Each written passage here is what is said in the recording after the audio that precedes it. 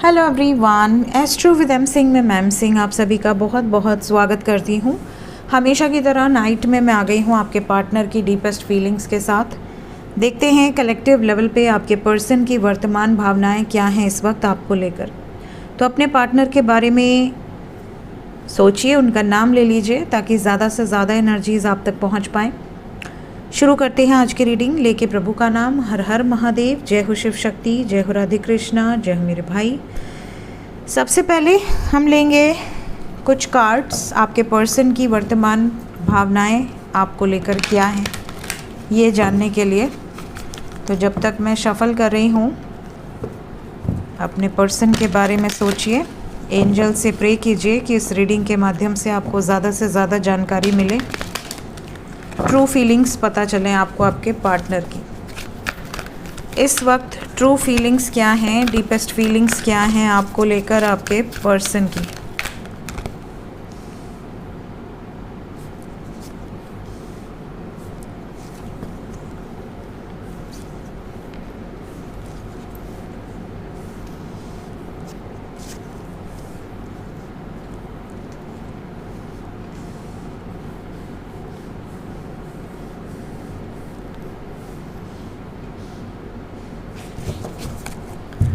Bottom of the deck से है 10 of air.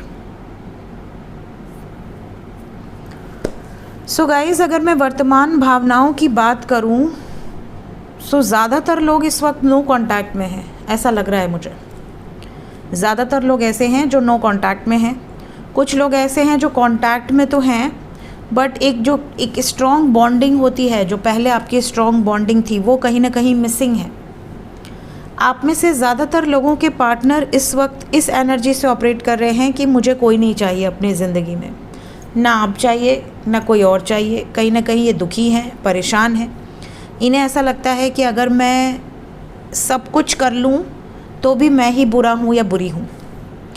इनको किसी तरह की तकलीफ़ है, इन्हें ऐसी कोई तकलीफ़ है जैसे कि ये आपको लॉन्ग टर्म कमिटमेंट देना तो चाहते हैं, लेकिन इन्हें ऐसा लगता है कि आप इन्हें कभी समझते ही नहीं हो, आप इन्हें कभी अंडरस्टैंड ही नहीं कर पाते हो। आपको अगर ये कोई चीज़ अच्छे के लिए समझाते हैं या समझाती हैं, या किसी चीज़ के लिए आपको रोका जाए, किसी चीज़ के लिए आपको प्रे किया जाए कि भैया ऐसा मत करना, बट आप अपने मन की ही करते हो या करती हो, तो इन्हें कहीं ना कहीं ऐसा लगता है कि अगर मैं स्टैंड लूँ भी तो भी आप संतुष्ट नहीं रहोगे इनसे।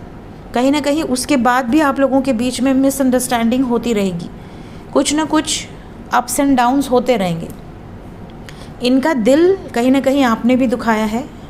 पॉसिबिलिटी है कि आपको ऐसा लगता हो कि इन्होंने आपको हर्ट किया है, इन्होंने आपको तकलीफ़ दी है, बट कहीं ना कहीं आपने भी इनको कुछ ना कुछ तकलीफ़ दी है, जिसकी वजह से इनका मन करता है कि आप छोड़ छाड़ के सब मूव ऑन कर लो, मुझे कोई नहीं चाहिए अपनी ज़िंदगी में, मैं इस तरह की ज़िंदगी, इस तरह के लोग डिज़र्व नहीं करती या नहीं करता। तो एक अंदर से एक तकलीफ़ है, एक अंदर से दुख है। कई बार इन्हें ऐसा लगता है कि नहीं, आपने जो किया उस टाइम में भी आपके हिसाब से सही था, इन्होंने जो कुछ किया उस टाइम जब आपका सेपरेशन हुआ तो इनके हिसाब से ये सही थे।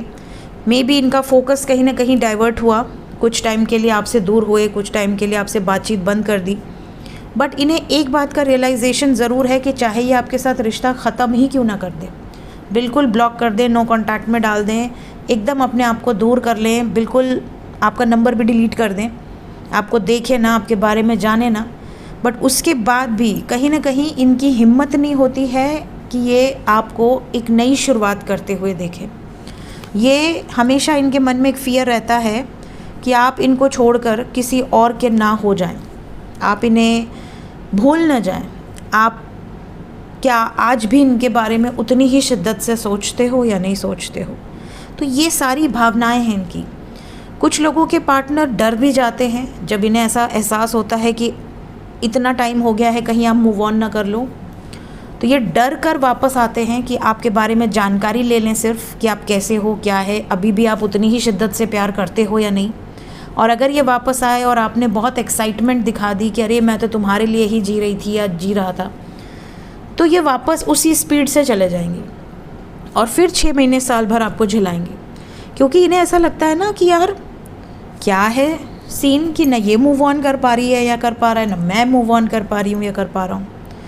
इन्हें ऐसा भी लगता है कई बार कि क्या मैं फेयर हूँ इस रिश्ते में, क्या मैं एक जस्टिस कर पाऊँगा या कर पाऊँगी, क्या मैं वो रिश्ता डेवलप इस्टेब्लिश कर पाऊँगा जो कि एक सही तरीके से मैं उसको मैनेज कर सकूँ। कहीं ऐसा तो नहीं कि कभी आप बहुत डोमिनेटिंग हो जाओ, रिश्ता ख़राब हो जाए, या ये बहुत डोमिनेटिंग हो जाए, रिश्ता ख़राब हो जाए, या आप लोगों की जो टेस्ट है बिल्कुल अलग है, आप लोगों का पॉइंट ऑफ व्यू बिल्कुल अलग है, कंट्रास्ट है। इनको कई बार ऐसा लगता है कि बहुत हीटेड आर्ग्यूमेंट ना हो, ऐसा ना हो कि सब कुछ करके सब कुछ छोड़ छाड़ के शादी करें और फिर 1 साल के अंदर ये हो कि भैया अभी हमें तुम्हारे साथ नहीं रहना। तो ये बहुत कुछ चल रहा है इनके सबकॉन्शियस माइंड में, और ये एक निर्णायक फ़ैसला लेने के लिए बहुत ज़रूरी है, क्योंकि ये बहुत जल्दी ही एक नई शुरुआत का फ़ैसला लेने वाली हैं या लेने वाले हैं। और इस फ़ैसले को लेने के पहले मल्टीपल थॉट्स इनके सबकॉन्शियस में चल रहे हैं। सो ये इनकी वर्तमान भावनाएं हैं जो सबकॉन्शियस माइंड में चल रहा है। देखते हैं एक्शन क्या एक्सपेक्टेड है आपकी तरफ। इमीडिएटली क्या एक्शन होगा, क्या एक्शन होगा मेरे व्यूवर्स की तरफ उनके पर्सन का।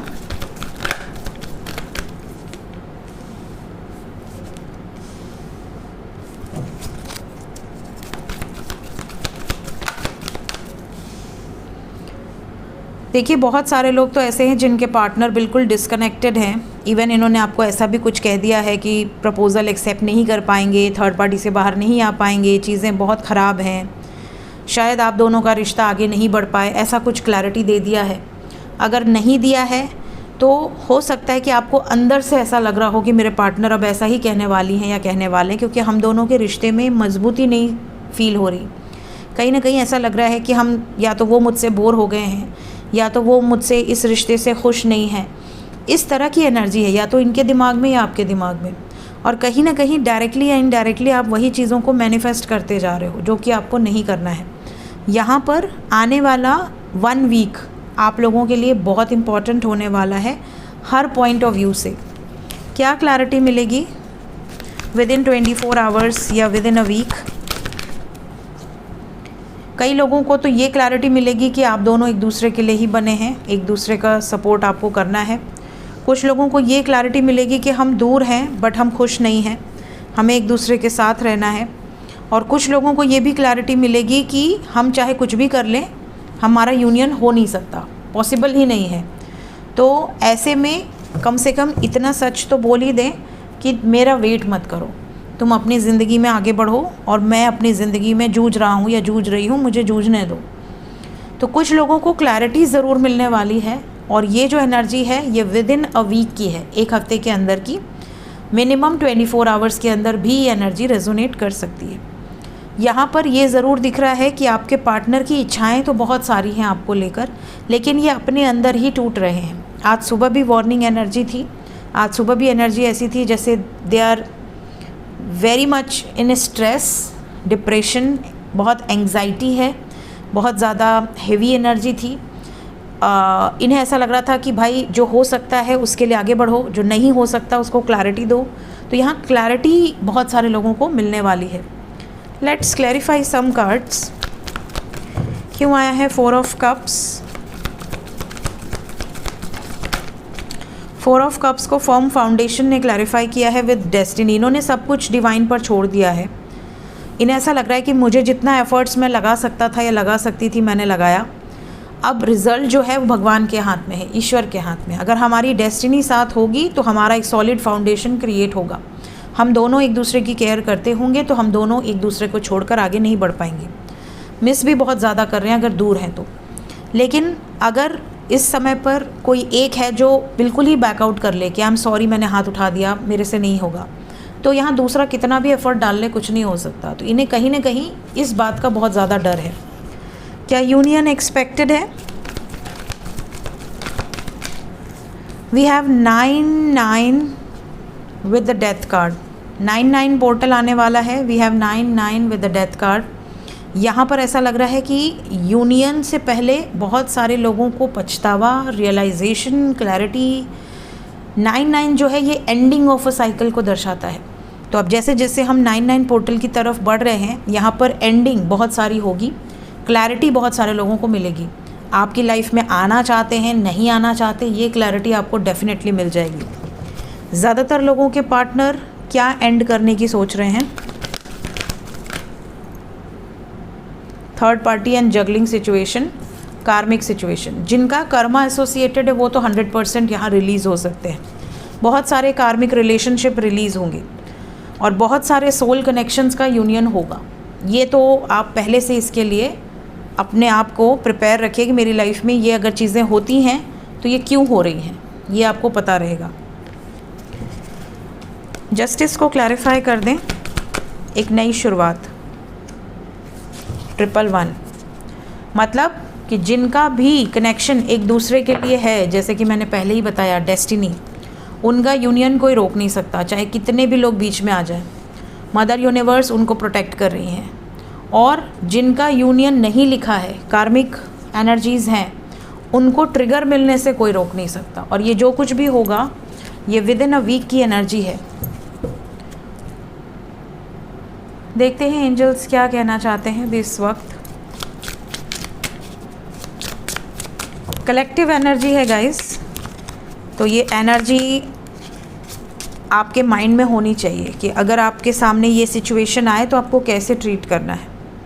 देखिए पहला कार्ड भी है क्लियरिंग कर्मा। कर्मा क्लिनजिंग बहुत फास्ट है और कर्मा क्लिनजिंग, जितना ज़्यादा आपका कर्मा क्लिनज होता जाएगा उतनी जल्दी आपकी कुंडलिनी शक्ति अवेकन होती है। अगर आप थोड़ा सा भी अपने चक्रास को हील करने पर फोकस करें तो ये जो टाइम पीरियड है ये आपकी सोल की ग्रोथ के लिए बहुत इंपॉर्टेंट है। मेजर चेंजेस लेकर आने वाला है। रिलीज़, रेज एंड रिक्लेम की एनर्जी है। बहुत सारे लोगों का हार्ट चक्र भी ओपन होगा इस 9-9 पोर्टल के दौरान। बहुत सारे लोगों को ऐसा भी लगेगा कि मुझे किस रिश्ते में कितनी बाउंड्री सेट करनी है और किस रिश्ते को रिलीज़ करना है।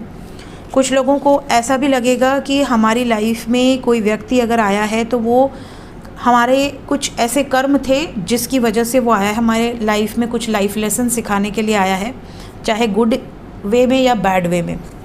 एक शिफ्ट आपके लाइफ में ज़रूर देखने मिलेगा। And we have breakthrough. So angels कह रहे हैं प्रोसेसिंग कार्मिक डेब्रिस। यहाँ पर जितने भी लोग इस रीडिंग को देख रहे हैं, आने वाले समय में मेजर चेंजेस एक्सपेक्टेड हैं।